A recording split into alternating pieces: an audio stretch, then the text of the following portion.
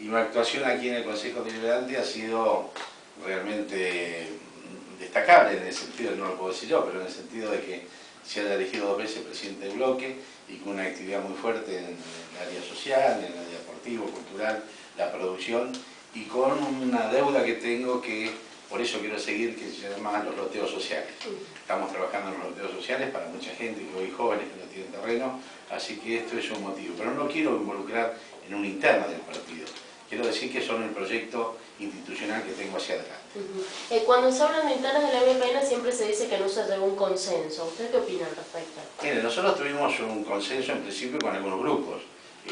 La agrupación que dirige Pichón Balda, Tobares, con la agrupación que dirige Luis Martínez.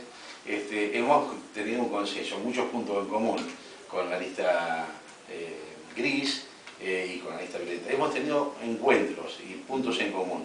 Y después el consenso general va a venir después de las 18 horas del día 12, donde todos los afiliados vamos a estar encolumnados al ganador. Por eso creo que el movimiento está bueno que se haga una interna, está bueno que se diferencien algunos proyectos para que la gente pueda debatir y elegir a los mismos o a los mejores hombres y mujeres para representar a nuestro partido.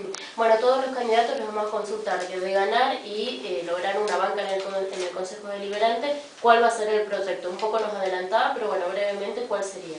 El proyecto es el mismo que estoy trabajando, el que estamos trabajando sobre la acción social, sobre toda la prevención que tiene que tener el municipio en los barrios.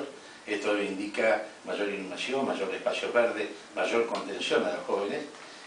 Trabajar mucho con el tema de las adicciones y fundamentalmente con los servicios concesionados que tiene la municipalidad.